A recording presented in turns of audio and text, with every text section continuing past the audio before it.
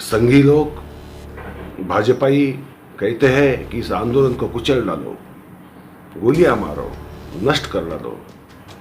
Paul pot नहीं टिका, Mussolini नहीं टिका, लेनिन नहीं टिका, ये टिकते नहीं है।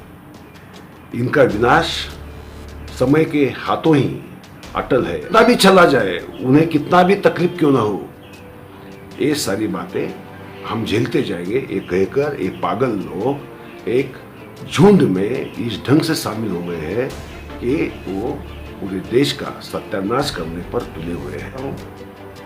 हमें नागरिकों को, आम नागरिकों को सीखना पड़ेगा। ये संघी और बीजेपी के लोगों को भी सीखना पड़ेगा। उनके दिमाग में अक्ल आनी ही चाहिए।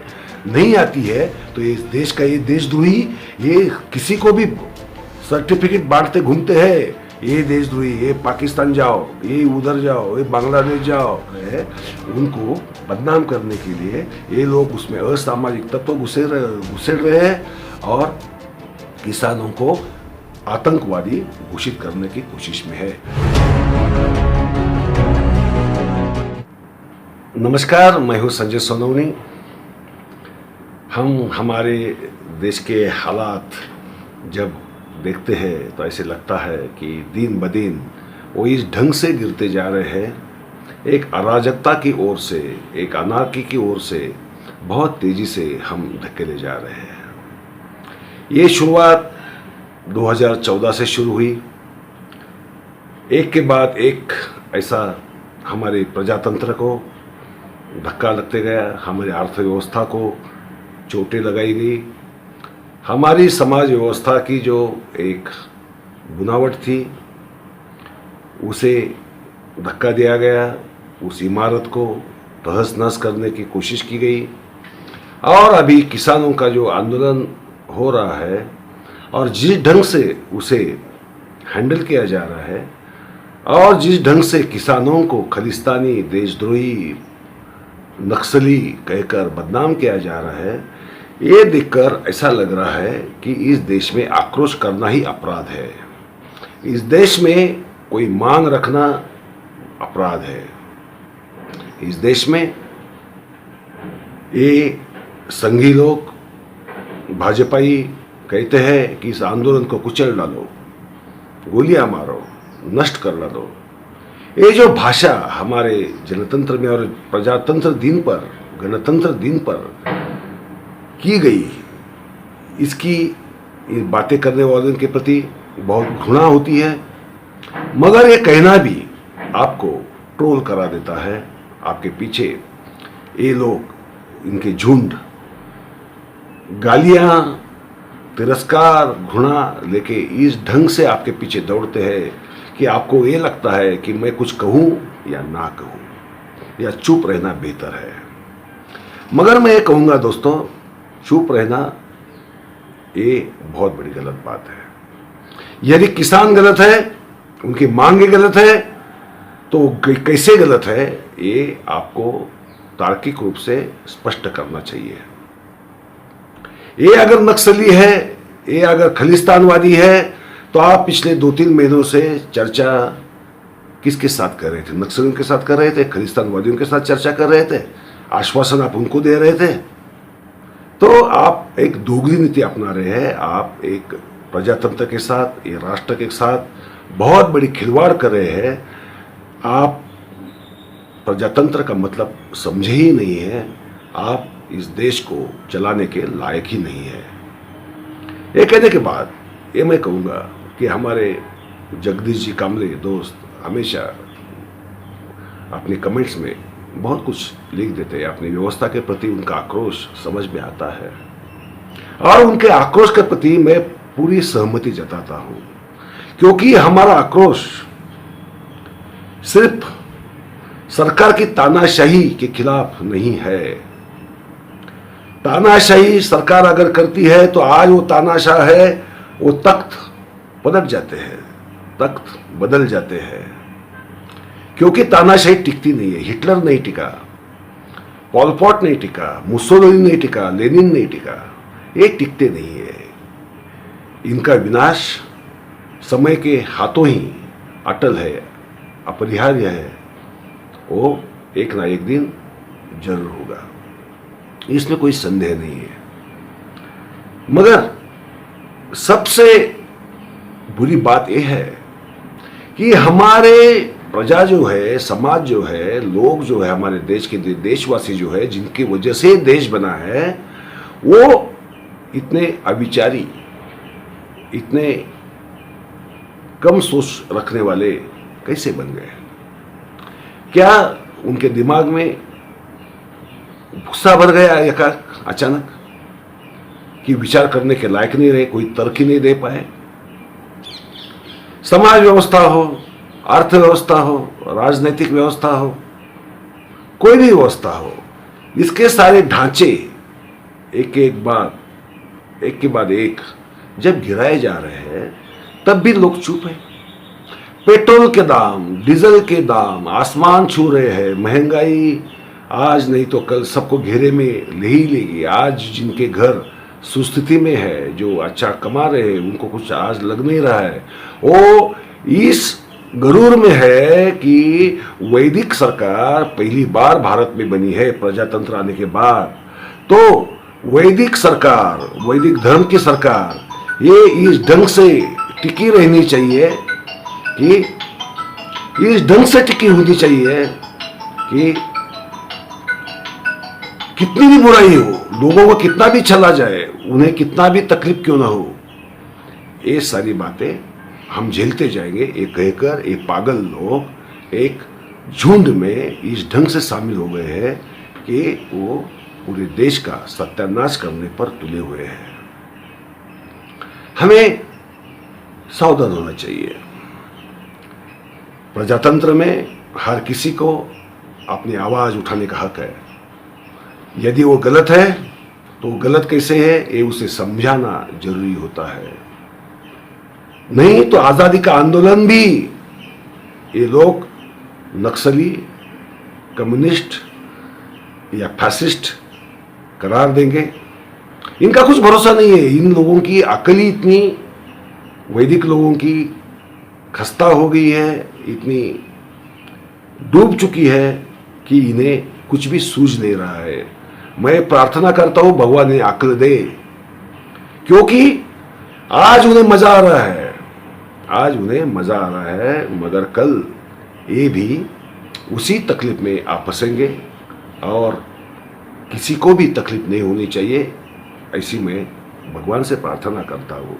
मैं भगवान नहीं मानता, मगर जो भी कोई शक्ति है, जो अच्छाई, जो इंसानियत नाम की जो शक्ति है, वही भगवान है। उससे मैं प्रार्थना करता हूँ कि इंसानियत, ये समझदारी, ये अक्लमंदी इनके दिल में, दिलो दिमाग में कोई ना कोई, किसी न किसी ढंग से भरी जाए और आज जो तमाशा इस देश में हो रहा है वो बंद हो। आप समझ लीजिए, नोटाबंदी हुई इस सरकार के पहले टर्म में नोटाबंदी हुई, पूरी अर्थव्यवस्था को लकवा मार गया, गरीबों के बेहाल हुए, अर्थव्यवस्था चरमरा गई। तेजी से दौड़ती हुई, आसमान को छूने को जाने की चाह रखने वाली अर्थव्यवस्था घुटने के बल टिक गई। जीएसटी, अभी जो टैक्स कंसल्टेंट्स है वो आंदोलन पे आ उतरे हैं, पुणे में अभी आंदोलन होने वाला है। तो इनकी जीएसटी भी, उसकी जो रचना है वही इतनी दोषास्पद थी कि उससे अर्थव्यवस्था को कोई संभाला जाना पॉसिबल भी नहीं था और हुआ भी नहीं। और तीसरी बात, कोरोना को जिस ढंग से हैंडल किया गया, जिस ढंग से लॉकडाउन किया गया, जिस ढंग से इस देश के उद्यमों को बंद कर दिया गया, कामगारों को, मजदूरों को इतनी परेशानी में धकेल दिया, बेचारों को हजार मील पैदल चलना पड़े, इस ढंग की जो यातनाएं, वंचनाएं उन्हें सहनी पड़ी। और आज ये जो किसानों का, जो सबसे किसान 55% लोग खेती पर आज डिपेंड है इस देश में, वो 55% लोगों की कीमत इनकी नज़र में क्या है, ये इन्होंने 26 जनवरी को, प्रजातंत्र दिन को, गणतंत्र दिन को दिखा दिया। तो इसके बाद क्या होगा? एक बात बताओ, अभी सिखों को खालिस्तानवादी कह रहे हैं, नक्सली कह रहे हैं, कल दलितों को कहेंगे, मुसलमानों को तो करार ही दिया है, कश्मीर के साथ क्या किया 370 निकाल के, ये भी हमारे सामने है। अब जगदीश कामले जी, आप जो कह रहे हैं, ये बारी मुसलमानों के बाद, सिखों के बाद पहले दलितों पर आएगी, धीरे धीरे ओबीसीयों के ऊपर आएगी, एससी, एनटी, एसटी, आदिवासी, इनके ऊपर आएगी। और इस देश का जो ढांचा है वो एक के बाद एक के बाद एक के बाद एक गिराया जाएगा, ढाया जाएगा। और फिर बचेगा क्या? राज करना है तो किसके ऊपर आप राज करोगे और कितने साल करोगे? ये लोगों का विद्रोह है, इसको क्यों उकसा रहे हो? राज्य को अराजक में क्यों बदल रहे हो? समाज को, जनता को समझने की आप में बुद्धिमानी क्यों नहीं है? ये 3 किसानी कानून गलत इसलिए है, मैं थोड़े में बता देता हूं। ये कानून 3 जो है, जिसमें जीवनावश्यक आवश्यक वस्तु कानून में कुछ सुधार किए बताए हैं। देखिए, आप जिस दिन एक कानून लागू किए गए, उसमें से जो जीवनावश्यक वस्तु कानून में संशोधन किया गया था, उसमें यह कहा गया था कि प्याज हो या कोई अनाज हो, कितना भी कोई उसके ऊपर कोई सरकार की जो पहले थी वो पाबंदी नहीं रहेगी। कोई कितना भी स्टॉक कर सकता है, कितना भी बेच सकता है। हाँ, जब युद्ध की स्थिति हो या अकाल की स्थिति हो या बहुत ही खराब ऐसी कोई आपातकालीन स्थिति हो, उस स्थिति में ये नियम को हटाया जाएगा और आपका जो स्टॉक्स है उसको हाथ लगाया जाएगा, वरना नहीं लगाया जाएगा और आप दुनिया में, भारत में कहीं भी बेच सकते हो। जिस दिन ये कानून लगाया इस सरकार ने, प्याज की जो निर्यात हो रही थी, एक्सपोर्ट हो रहा था, उसके ऊपर बंदी लगा दी, क्योंकि प्याज के भाव यहाँ बढ़ रहे थे, किसानों को फायदा हो रहा था। वो फायदा ना हो इसलिए इन्होंने प्याज की बंदी बंद कर दी। बंदरगाहों पर गया प्याज, उधर से वापस लाना पड़ा, काफी सड़ गया। नुकसान किसका हुआ? नुकसान किसानों को हुआ। तो ये अगर आप इस ढंग से संशोधन ला रहे हो जिसका कोई मीनिंग नहीं है, ये संशोधन नहीं है, ये सिर्फ कुछ लोगों को फायदा होने के लिए, प्राप्त होने के लिए की गई हुई शुरुआत है। और हाथ में ऐसे तत्व रखे हैं कि आप आयात निर्यात, इंपोर्ट एक्सपोर्ट के ऊपर कभी भी पाबंदी लगा सकते हैं, कभी भी इंपोर्ट ड्यूटी कम कर सकते हैं, बढ़ा सकते हैं खेती के माल के ऊपर, और आप उसे महंगा सस्ता आप कर सकते हैं। वो बाजार भाव से सस्ता महंगा नहीं होगा, डिमांड सप्लाई से सस्ता महंगा नहीं होगा। तो सरकार के नियमों के कारण, सरकार के हाथ में है, वो अधिकारों के कारण हो जाएगा। यदि आपको ये 3 कानून कायम रखने ही है तो रखो, मगर फिर ये इंपोर्ट एक्सपोर्ट ड्यूटीज के ऊपर आपने जो कब्जा किया हुआ है, अधिकार बना रखा है, वो भी छोड़ दो। वो आपको छोड़ना नहीं है और आप एक कानून बता रहे हैं, और इसमें काफ़ी संशोधन की जरूरत है। ये संशोधन बेकार है, 3 कानून बेकार है। ये 3 कानून फाड़ के फेंक देने चाहिए। इन कानूनों को स्वीकारा नहीं जा सकता। मगर जगदीश जी, मैं आपको एक बात कहता हूँ, हमें नागरिकों को, आम नागरिकों को सीखना पड़ेगा। ये संघी और बीजेपी के लोगों को भी सीखना पड़ेगा। उनके दिमाग में अक्ल आनी ही चाहिए। नहीं आती है तो इस देश का, ये देशद्रोही, ये किसी को भी सर्टिफिकेट बांटते घूमते हैं, ये देशद्रोही, ये पाकिस्तान जाओ, ये उधर जाओ, ये बांग्लादेश जाओ। नसीब अभी ये चाइना जाओ नहीं कह रहे, क्योंकि उनको मालूम है चाइना इनका बाप है। आप देखिए, गलवान वैली से चाइना की सेना हटी नहीं है, पेंगोंग लेक से चाइना की सेना हटी नहीं है। इन्होंने अरुणाचल प्रदेश में तो एक विलेज, भारत की सीमा के अंदर एक देहात बना लिया है, एक आधुनिक देहात बना लिया है। उधर इनकी अक्ल नहीं चलती, उसके बारे में आक्रोश नहीं होता। एक्चुअली जो हमारी सार्वभौमता पर, हमारे राष्ट्र की गरिमा पर जो आघात है, उसके ऊपर हमारी यातना नहीं होती है, हमारा आक्रोश नहीं उठता।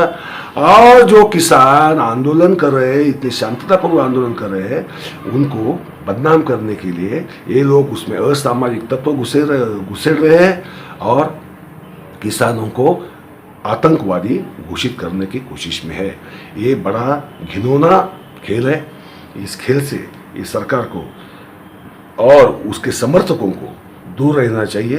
पाकिस्तान, चाइना ये हमारे दुश्मन जरूर रहे, उसके खिलाफ हम एक साथ एक आवाज़ में खड़े रहेंगे, मगर हमारे ही लोगों के खिलाफ आप पुलिस लाएगी, आर्मी लाएगी, सीआरपीएफ लाएगी, तो ये नहीं चलेगा, ये हम सहन नहीं करेंगे। आप वो सीमा पर नाटक करेंगे, नौटंकी करेंगे, मगरमच्छ के आंसू बहाएंगे, हमारा सीना 56 इंची है ये जताते ही घूमेंगे, ये नहीं चलेगा, ये ऐसा नहीं चल सकता।